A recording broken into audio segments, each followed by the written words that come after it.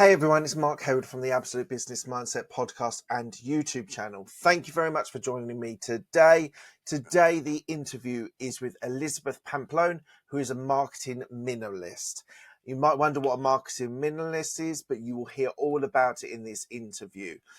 Early on the interview, we talk about her homeschooling, which actually fascinated me because I came from a particularly traditional school experience. And being able to listen to her experiences at homeschooling is absolutely fascinating. We talk about her early business that was pre-credit crunch, and then how she sold the business in 2016. And I do really enjoy everyone's story about the first business they sold, because there are always errors, there's always mistakes they make. Sometimes they undervalue the property. Then we talk into her current business, which is all about marketing minimalism. We talk about how she structures her 5-day process to be able to create a year's worth of marketing content for your business. So this is really, really interesting. All the sort of things that you're taught about marketing, she's able to simplify and be able to make the key structures that you need to do to be able to make a marketing your business successfully. Then we talk a lot about networking, which is really fascinating. She's passionate about networking and she's got some great hints and tips for you. We then go into the quickfire questions at the end, and I really hope you have enjoyed this interview. And if you are enjoying the content, please do give it a thumbs up. Please do subscribe, and please do hit the bell icon that you know when the next interview is coming. So go straight into the interview. Hope you enjoy it. Thanks a lot.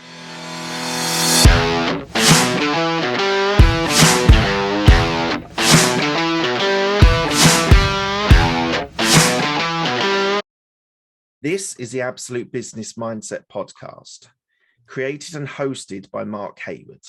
This podcast will interview entrepreneurs, business owners, and people in their careers. We will delve into their journey to success, key life milestones, and go deep into their area of expertise. Get ready to learn from other successes and failures. Today we have Elizabeth Pampalone, who's a marketing minimalist.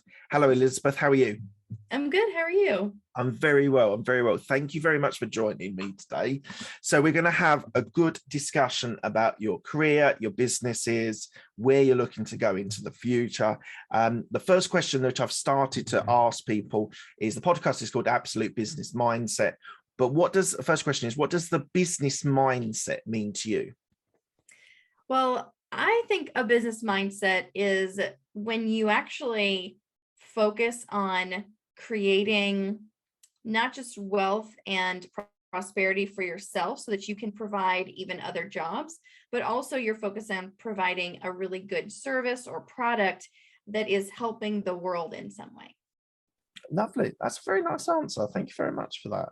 I'm going to do a collection of all these answers eventually. Once I've done about 100 of them, I'll because you do get some really good answers, and that was a really good answer. Giving to other people, fantastic.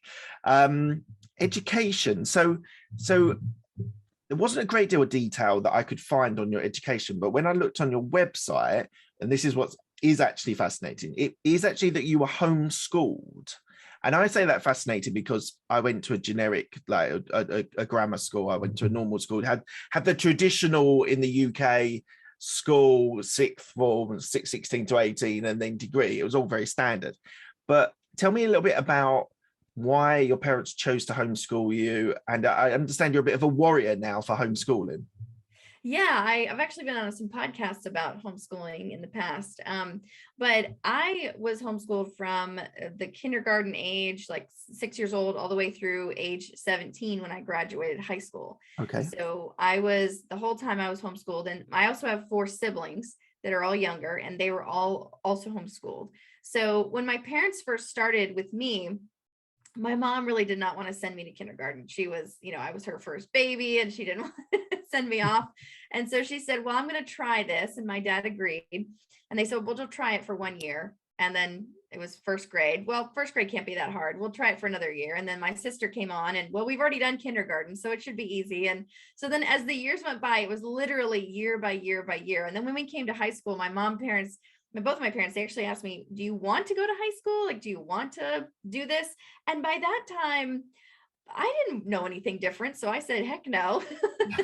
And I stayed there and did that until, I graduated high school. I have a degree from a college or a high school in Maine, where I actually lived in Ohio. So you can get Okay. a high school diploma from another state even. And then I went to like a local college and I got a programming degree as a computer programmer. Oh, interesting. Okay. So just were you so we have in the UK something called the national curriculum, which is basically the what you need to study to be able to do your exams at 16 and 18. Did your parents follow that structure? They follow that structure. They didn't create their own sort of curriculum. Right. And there's a lot of curriculum companies in the United States that basically create like, this is what a first grader should know about math. Yeah. And then you go through that book. And there's like 20, 30, 40 different companies that create these. So Okay. you really have a choice of saying, oh, well, this math book was better for my child in the way they learn. So I'm going to use this series for them. But this other child might need something different. So, but it's still that same like developmentally and just grade level. This is where you should be. And each year we had to be evaluated by an actual teacher or principal in a school. And they had to sign off and say, yeah, they know these things. So. Wow. And why have you become a bit of a warrior? Do you now homeschool your children? So I don't have children yet, but Okay. a lot of my friends are starting down that path. And I kind of want to get like kind of show like, hey, this is a success story. Like I've been very successful in my life. And I think that homeschooling for me really gave me a confidence that I saw some of my peers not have. It's really interesting because did you find that creating sort of friendships and bonds with people, because obviously it's I say normal school, normal's a terrible word, but you know what I mean, like a traditional school, you're involved with lots of clubs, sports, and lots of interaction with other groups. Not to delve too deeply, but it just did you find that because obviously you're having different experiences, you obviously had your siblings, but what's your sort of experience with socialization?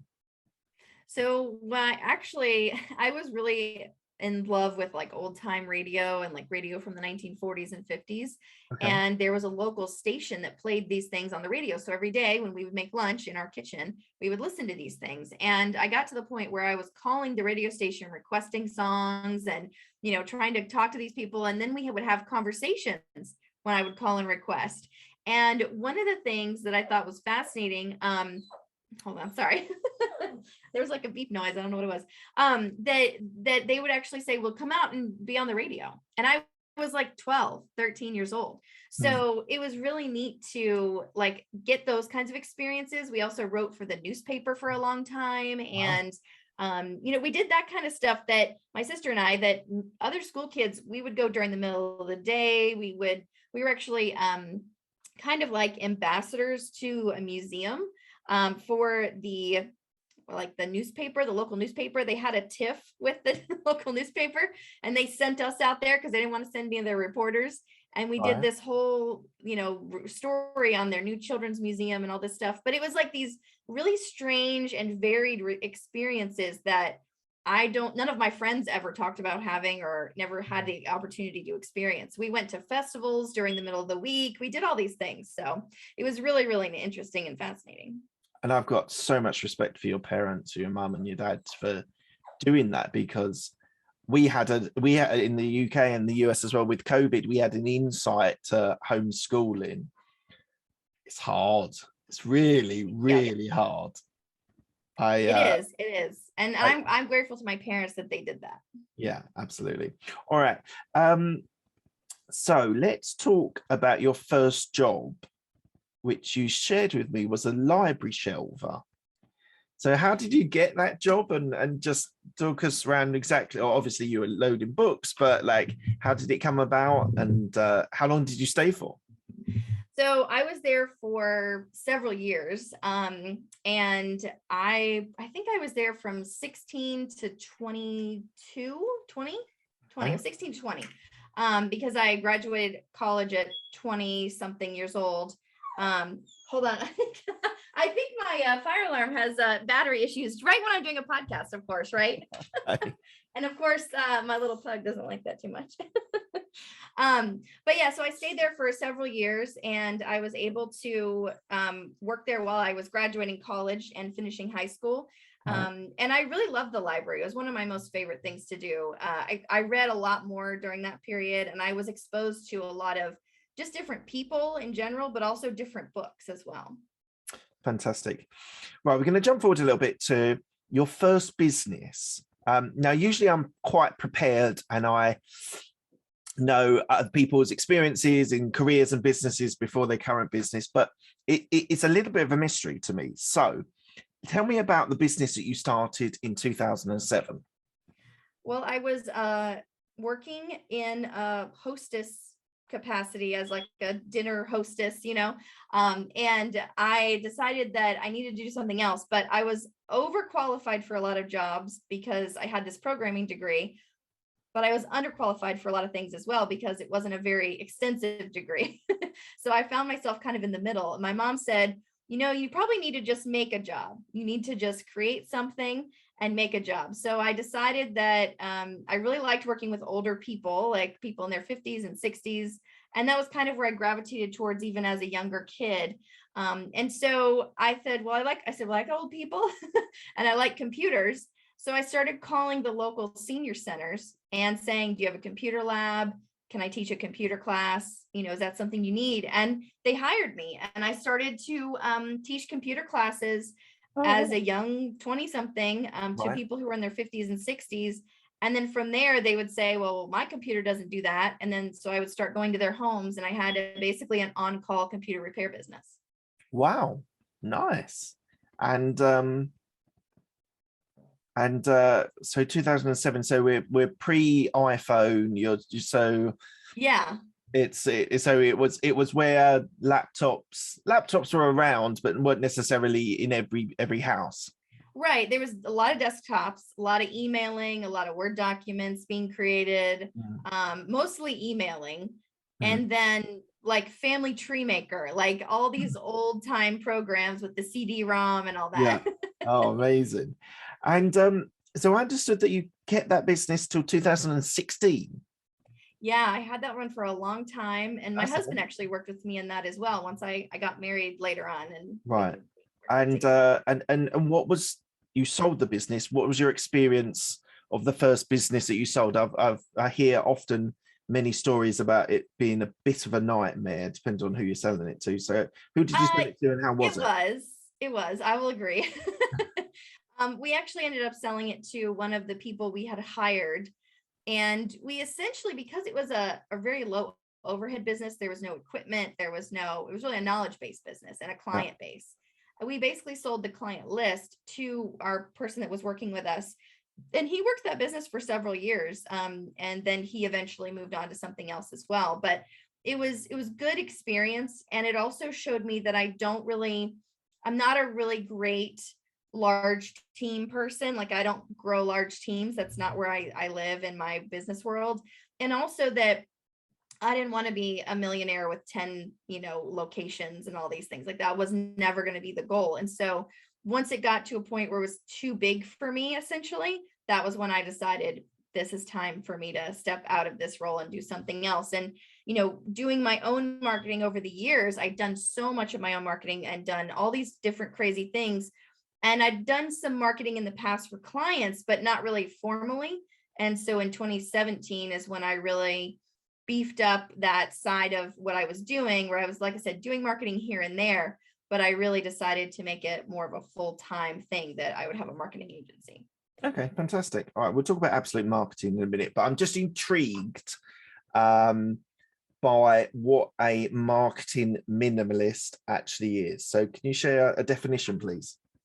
So marketing minimalism really came about from my own experience of having so many people tell you, you should do this, you should do that, you should do these things. And really none of them work as well as they should, or as they say they should, or it doesn't work for everyone.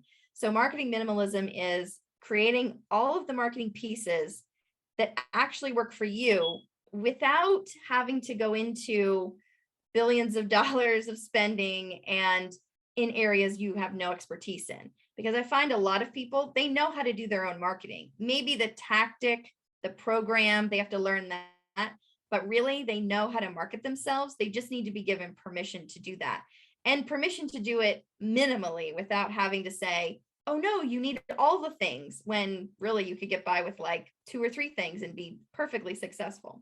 So are you, this might be a wrong assumption, are you anti-paid ads as a marketing strategy? No, I'm anti like stuffing things, right? So doing paid ads and Facebook and the Instagram and LinkedIn and having a website and doing a membership and being on podcasts and having a podcast and like shoving so much in that all you're doing is marketing, and you're never actually developing or growing the relationships that you need to, or the the products you need to develop, and any of that. So people get so stuck in those things that they have, well, I have to develop this because someone asked for it, or I have to move in this direction because someone told me I should, or this guru said it was the next big thing, I have to be on TikTok or whatever.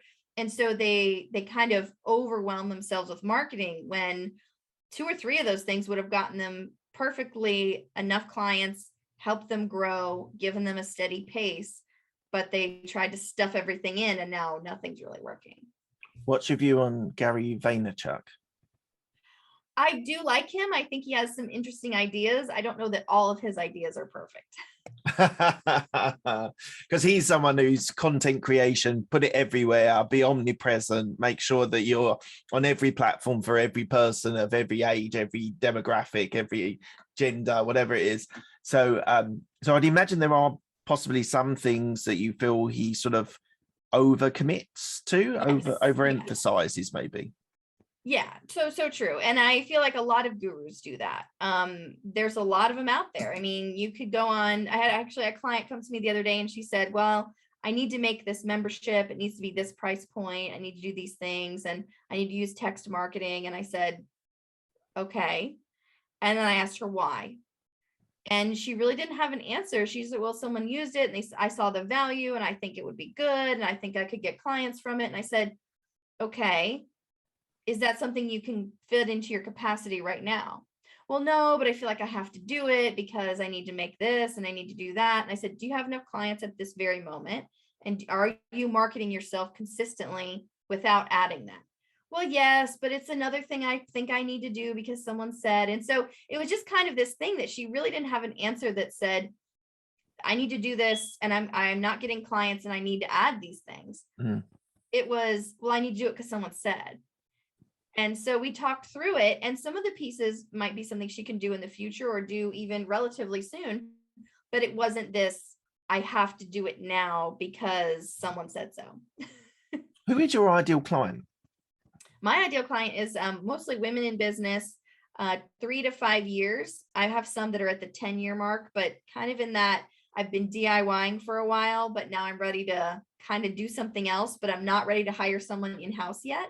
So they're in that like middle stage where they're too overwhelmed to do things on their own DIY, but they need to grow, but they can't hire someone yet. And so I'm like this perfect bridge between those two things. Oh, interesting.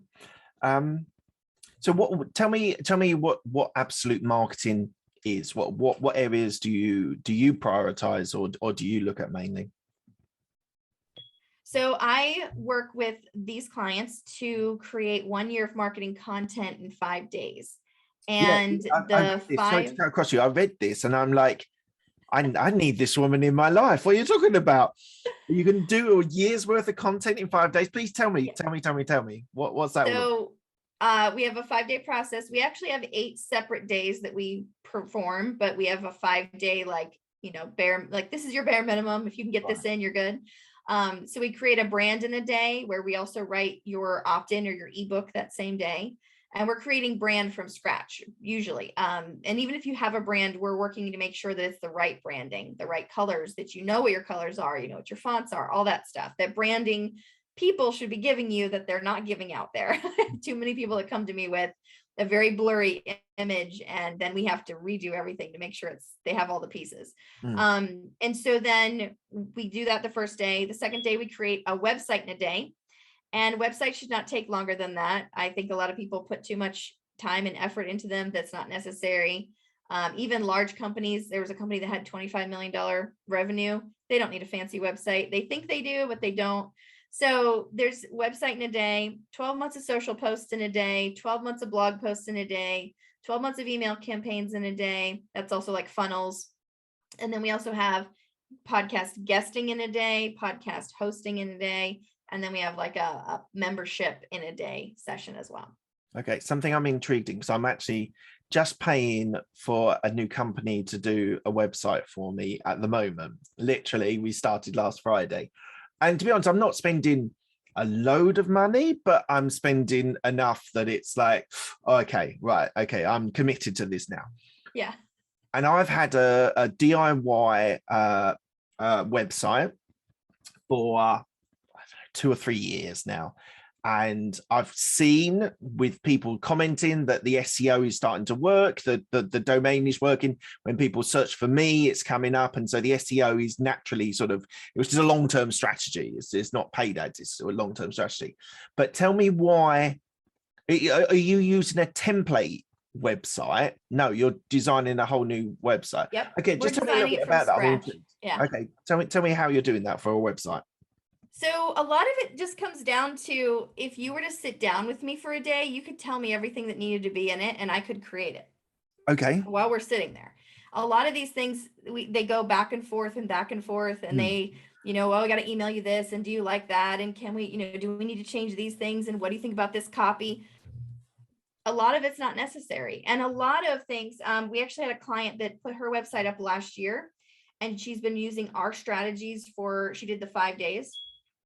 Well, she talked to an SEO expert last week, and they were like, oh, we'll just look at it for you. We'll just take a look. Yeah. And they said, so what are you doing? And she told them, and they said, that's it. And they go, she's like, yeah, that's all I've been doing. And they said, well, your site is actually ranking pretty well. So we could tweak things, but you really don't need us. And she didn't even want to use them. They just offered like, oh, let us look at it for you. Yeah. And so even just doing the website in a day and following a few simple things after that, you can What about have the a really maintenance? What about the maintenance of it? Do you maintain it, or do you educate them to maintain? I educate the client, because a lot of times the maintenance isn't as hefty as it needs, as people think it is. Yeah. And people that get into things like WordPress, because I used to be a WordPress trainer for 10 years, and I did all the word camps and all that stuff, and I ran groups on it, and I did a ton of sites in WordPress. But what I found is that in this day and age, WordPress is, if you have someone in-house, that's great. If you have someone who's going to maintain it for you and they're going to be part of your ecosystem, perfect. But if you're going to hire that out, it's going to get more expensive and more expensive and more expensive.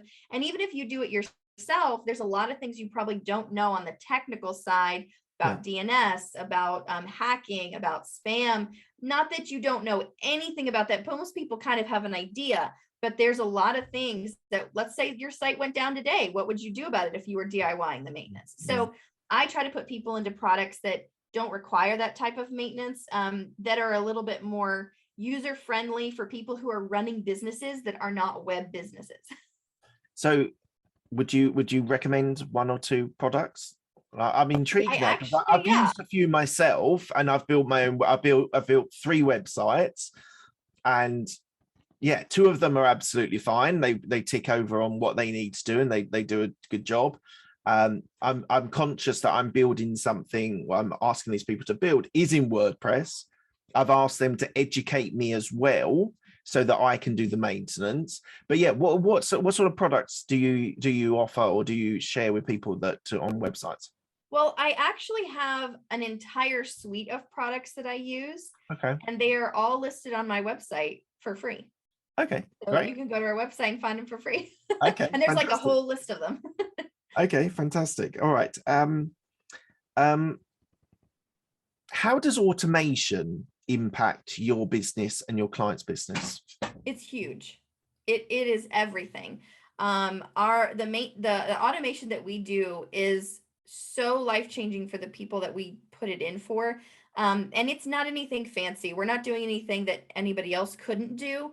It's just the way that we see things. When I look at them, I can put together the puzzle pieces. I had a client who was doing a 10-step process every single week for one event. Mm. Well, turns out with automation, and it was just about listening to her process and looking at where she could automate, Mm. we took that down to 2 steps, and she only had to do it like once a month. Right. So it was such a difference for her in the number of hours she was spending. It was insane. So that kind of stuff, automation for me is not just like, oh, look, how can we get it off our plate and like, let's just not have to do anything so we can be lazy. It's how can we get this off our plate? Because this is not necessary. We don't get paid. We get paid too much an hour, right? Mm. Like as a person, like if you think about what your hourly rate is as a business owner, you Mm. get paid too much an hour to do some of these tasks. Yeah. And you could get a VA to do them. But like I said, a lot of my clients that are in this space, they're in that in between. They're not quite doing enough to have a VA or quite doing enough to have, somebody who can be there in-house and be there with them all the time. Yeah. But they're kind of DIYing still, and it's taking away time for when they should be doing those, working on those relationships and building those business products. Excellent. And you talk about building relationships. So networking is obviously quite pivotal, quite important to you. What role does it play for your specific business? I network a lot, and I network even when I go on vacation. I network when I am out at the store, but I do go to like 2 or 3 networking events a week, if I can find them locally. Yeah. And I don't do a lot of online networking. I don't find it very effective, so I try to find real in-person events. And as far as like the impact it's had on my business, well, I actually networked in 2012 to 2013.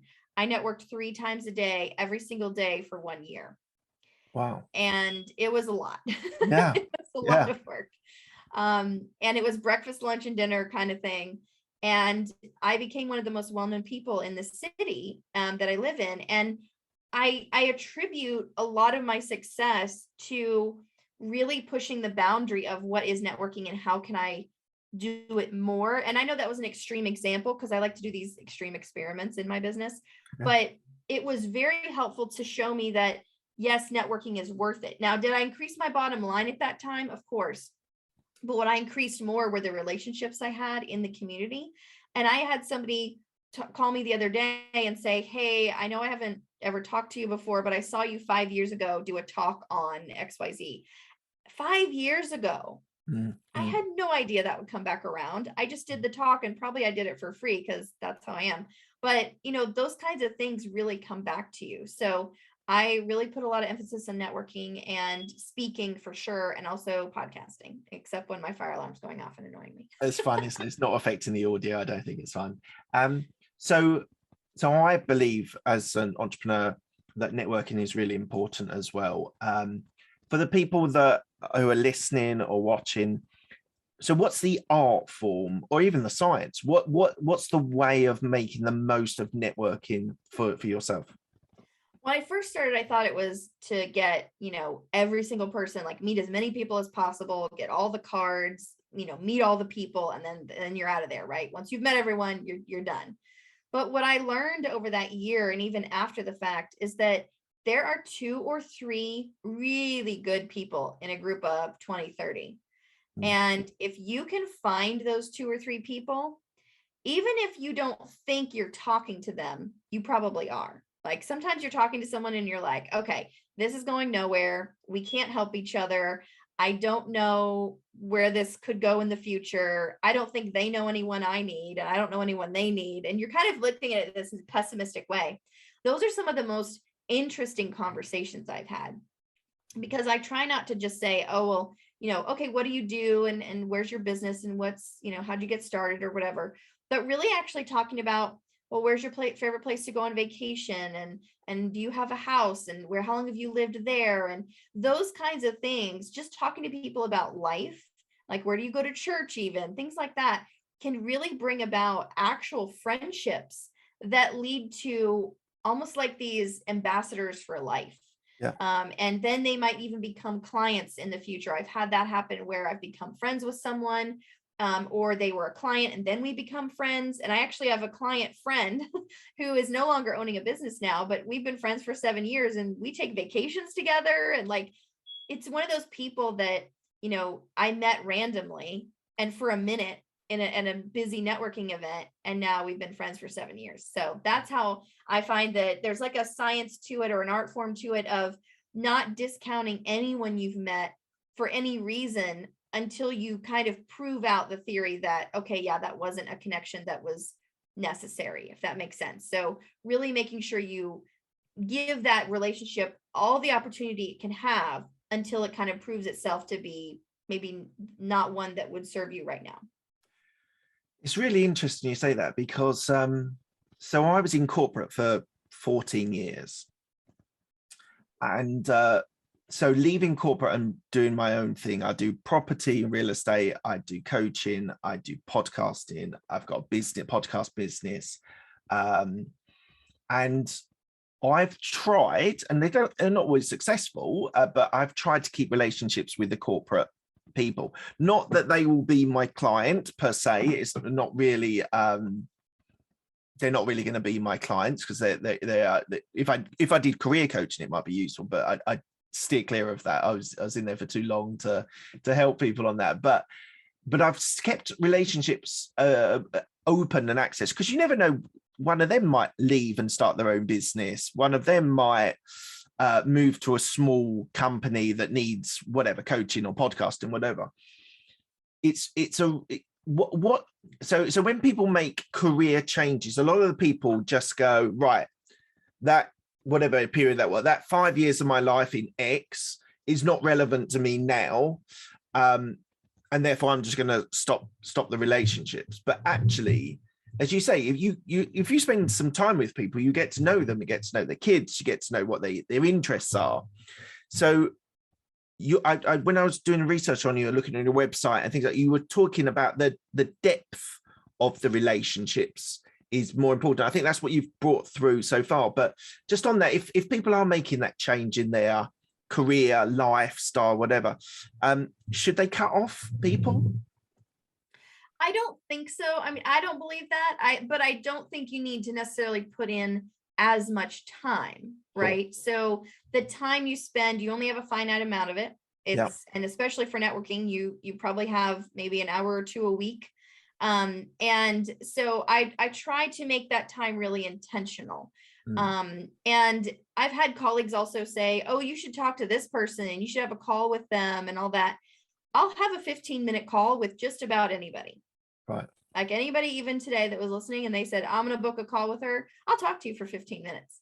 But in that 15 minutes, doing those calls over and over and over, I've honed this really tight list of questions and even like intuition feelings of when I'm talking to someone in that 15 minutes, I'll know whether we need to continue the relationship, whether we need I need to dive a little deeper and we need to have a longer conversation, or if at the end of the 15 minutes, yeah, that's great. It was so nice to meet you. Maybe we can work together in the future. Have a nice day. Yeah. And so even if it's a prospective client, even if it's a colleague, even if it's somebody who is just curious about, marketing minimalism or anything like that, I'll talk to them. And some of those conversations have gone on well beyond the 15 minutes, well into like the hour mark, because the relationship was being built there. But then I've had other conversations last about 9 or 10 minutes. And we both know at the end of that, we're kind of done here, Yeah.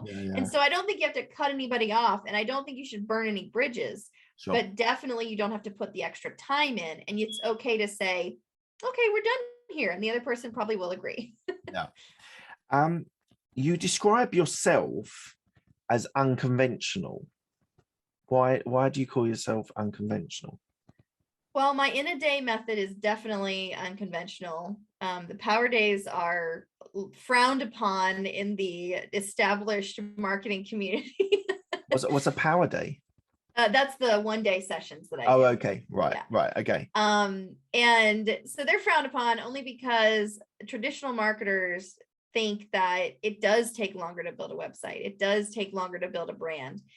And unfortunately, I don't agree with them. And so I find that I'm in this kind of the edge of the mainstream. I'm not quite so far out in the, crazy town that I'm like way out there where no one knows what I'm doing and I'm just like so far out.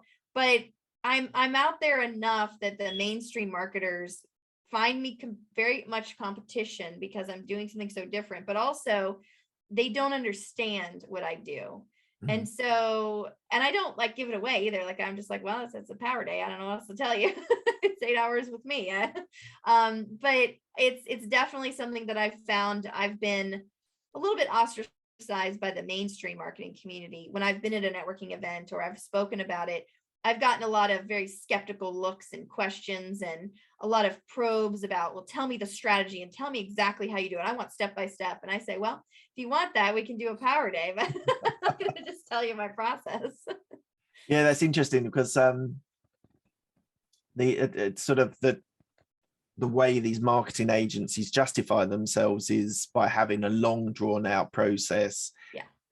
It's not just marketing, it happens all the time in the big four. You justify your fees by, well, we go in depth for days, weeks, months. So it's actually quite refreshing to hear that you can set up a marketing strategy in a week. I think it's great, and if you've got results to show that, I think all power to you. I think just keep doing what you're doing, even if it is unconventional. Who cares? You've got a nice little business. And so on the you said earlier that you don't want an empire, you don't want a huge business with 20 locations across the US. So what is the makeup of your team? How many, is it just you, or do you have VAs? Do you have PAs? Do you have an admin? Do you have finance people? How do you organize your business? So I have one like senior advisor, and I have like somebody who kind of is on the large decision end of things, just to like have that bounce off person, more of like a board member, but a non-paid, helpful board member. And then I have 2 VAs that I use. And mostly I use them we have maintenance plans. We do help people on a monthly basis, that kind of thing, for random things. And so I have them help me with that kind of work. And then some of our power days have some elements that kind of roll into possibly a second day, but instead of charging my client for that, I end up just paying my VAs to help finish off something that maybe was a little bit longer than the 8 hours. And I want to do that for the client as part of my obligation to finish the project. So we might have 2 or 3 hours left of something to finish. The client doesn't need to be there for it. And so we just finish on our, by that next day for them. So I do that kind of stuff. And then it's me, and I'm answering the emails. And if you call me, I'm answering the phone and, that kind of thing. So, I never saw it as being an empire. And the reason is I had someone tell me I could franchise this and I could have these coaches all over the country and all this stuff. But I've actually had marketers come to me, do a power day, use it on a client they had, right? So they get a client, they come to me with the client's information, and then I treat them as if they were just a regular old client. Right. And I charge them the same, and I train them. I teach them the same thing I would teach a client. Right. And I've had them go out and do their own version of that. And that's what I want. I want to fundamentally change the industry. I've done that here locally with the networking and how I did networking and how I ran groups and the way that people networked here before I got here and started changing things in Jacksonville. And I saw that change just because I was the example of that. Yeah. But my whole goal with the business of marketing is to fundamentally change the way that people view marketing and to go back to some traditional ideas without going back to this traditional method that is really holding a lot of people back, I feel. And there are so many more DIY things. It's kind of like marrying the traditional idea of what marketing was way back in the day, talking like Sears and Roebuck days, right? Like the old ads when they send you a catalog, marrying that with the technology we have now. Yeah. And there's so many ways to do that. There's so many opportunities to do that. And people even say to me, like, you're going to actually teach me what you do, like in the day, you're going to tell me everything you're doing so that I can do it next year by myself. So like the social media day, I want that person to come in this year, sit with me for one day, pay the fee and just do one time. And if they're like, if they're committed enough, if they really want this and they know that it's going to work for them, then they'll be able to pick up what I say this year and do it next year, or teach someone on their team to do it next year. That's what I want. Do people come back to me every year? Yeah, I love that. That's great. I love working with people again. But my goal is to make you not have to come back if you don't need to. Like, I want to train you enough so that you can train someone else, or so that you can do this on your own. Amazing. What a refreshing idea. So what's the plans for the next 2 to 5 years for you? I would like to travel to more clients. I do some traveling to clients. I'm going to Maryland next week, and I'm going to Ohio in a few weeks after that. I would just like to see more of the country, and my country, and also maybe other countries in the future. By going to clients, I love traveling to them and being in their element and helping them, like seeing where they are and kind of getting a little bit more about them rather than having them come to me, because all of our power days are in person. We don't do any virtual days. You don't do anything online at all? Nothing virtual. And there's a very specific reason for that. There's so much that comes through when you're sitting with a person in person. If we were sitting at a table right now, like actually face to face, I would be able to tell if you were nervous, if your leg was bouncing, or if your stomach was growling, if you were hungry, all these things. Like, I would pick up on these other cues that you wouldn't get in a virtual session. And when I'm sitting with a client and they're telling me, yes, everything looks good, but their knee is bouncing up and down on the floor, I'm saying, I'm not quite sure I believe you. But if we're in a virtual session, I never get to see that or understand that. So I feel that in-person sessions are really important. And so I'd love to travel more. And also I'd love to speak more. I speak a lot already, but like I said, my whole goal with this is to really share what I'm doing and share the formulas and the process, because I'm not hiding it under a bushel. It's proprietary, but it's not, I want people to learn it. So that's my goal for the next couple years. Amazing. Okay, we're coming to the end of the interview. I asked the same 6 questions to all of my guests. They're quick fire questions. They don't need a quick fire answer. First one is, what's the best decision that you made? To start my business, for sure. Nice, clean, brilliant. What's the best piece of advice you've been given? You don't need everything you think you do. Okay. And that's what you have actually, it's the minimalism thing, right? So I was actually in 2020, I watched a video on YouTube by Dawn from The Minimal Mom, and I just randomly came across it. And she basically said, do you really need that egg slicer that's in your kitchen, or could you just use the knife you already own? And I thought it was brilliant, because there are so many little things we own that do the same job as so many other things that we own for other reasons, like having a knife to cut an egg rather than a very specific egg slicer that takes up 3 times as much room and is twice as hard to clean. And do you really need that? And some people say, yes, I really need that. And she said, that's okay if you do, but then something else probably needs to go, because everyone owns too much stuff. And so when I started applying that to my life, I started applying that to my business, and I can tell you I've been happier, less stressed, and actually been more effective and more productive, and even had more sales than previously. So you hold minimalism throughout your life, do you? Yes.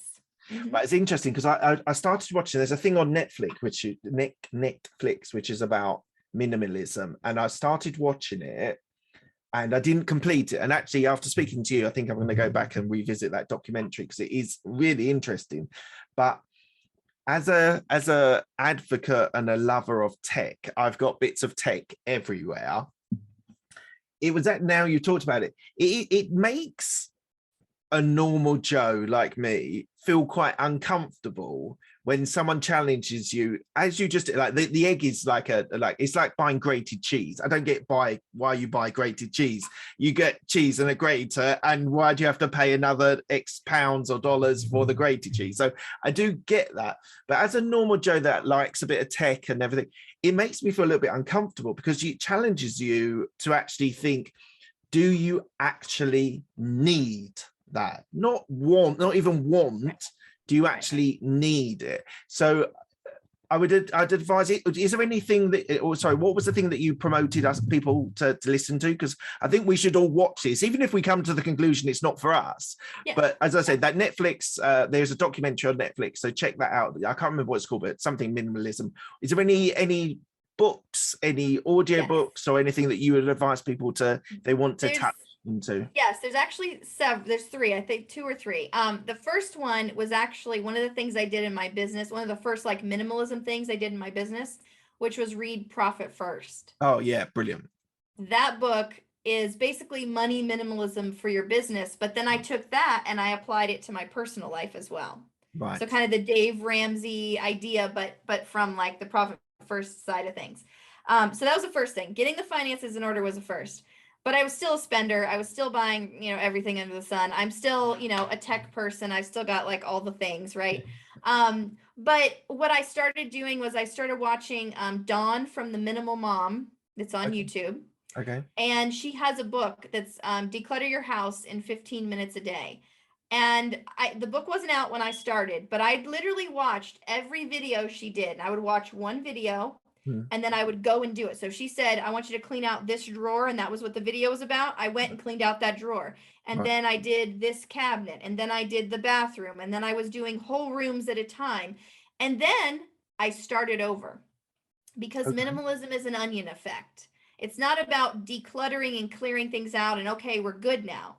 Because you're constantly bringing things into your home and your life is constantly changing and your needs and your wants are constantly changing, right? So she says it's an onion effect. You might go through that drawer now and say, I think 10 items is good in here. And then you're going to go through the drawer again next month and go, 5 items is as much as I can mentally handle right now. And Right. then next month you might say, no, I really need 6 in here. I need to add this one back, right? So there's this idea that minimalism is not a like a once and done thing, or it's not some kind of lifestyle that says you can only have one cup and one plate and one fork. It's saying that it's a lifestyle journey, and whatever you need today may not be what you need tomorrow, but you're going to function for today and then see what tomorrow brings and see how you can function in that as well. It's really interesting. My wife sort of holds that. She's not minimalist at all. She has a fair share of things, but she does sort of say when you buy something, well, then something needs to go out, sort of one in, one out, and sort of that's her mentality. And it's it has been an interesting experience with that. So I would definitely advise listen and watch those things. Okay, next question: who's helped you most in your career?